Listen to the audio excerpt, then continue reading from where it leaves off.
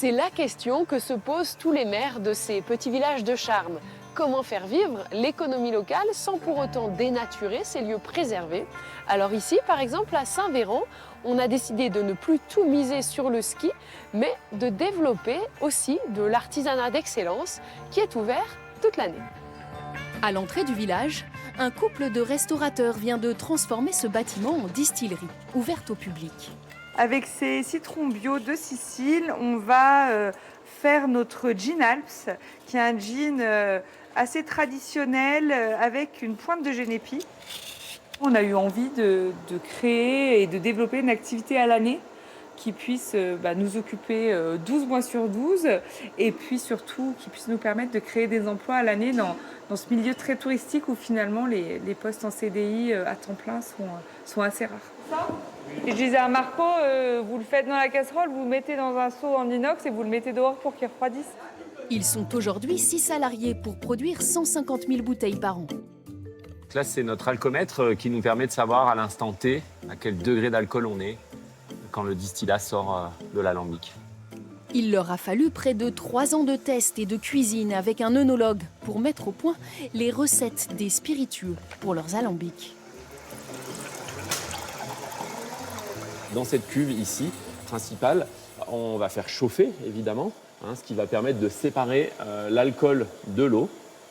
Les premières vapeurs vont monter dans la colonne et ensuite passer par ce qu'on appelle le col de cygne, qui est la partie qui sépare les deux colonnes.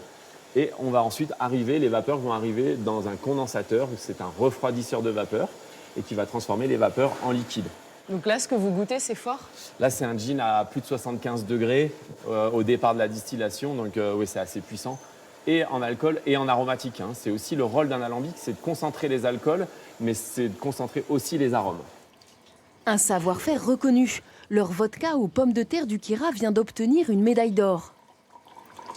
Avec modération, de quoi faire de ces lieux une nouvelle attraction pour le village. Alors bonjour Mathieu Antoine, on vous retrouve, vous êtes le maire de cette commune, un peu moins de 200 habitants, c'est ça, Saint-Véran. En tant que maire, vous avez les outils pour attirer les gens? Vous avez les compétences? On a les compétences, oui. L'idée, l'envie, on l'a.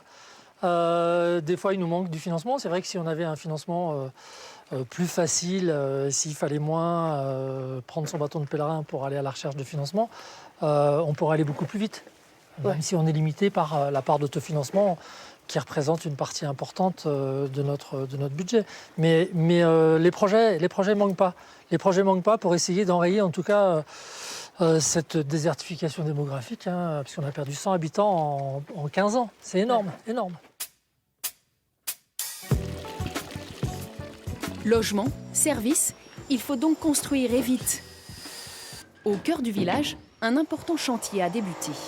C'est l'ancien presbytère qui était, jusqu'en 1920, c'était la mairie. Et du coup, ça va redevenir la mairie, mais pas que. Fait qu'il y a la médiathèque qui va être faite au-dessus de vous, là. Et en dessous, il y aura un appartement. C'est un beau complexe, un beau projet en tout cas pour Saint-Véran. Et du travail pendant combien de temps pour vous? Et nous, ça nous fait une tranche de 14 mois de travaux. Ouais. Avec plusieurs corps de métier, quoi. Nous, on est les maçons, tailleurs de pierre, plomberie, plaquistes, voilà. Donc, tout un bassin d'emploi autour de Saint-Véran, quoi. L'une des spécialités appréciées ici par les touristes, c'est un fromage, le bleu du Kyra. Il avait failli disparaître avant de devenir un succès commercial incontestable aujourd'hui. On vous raconte ça demain, dans Vue d'ici.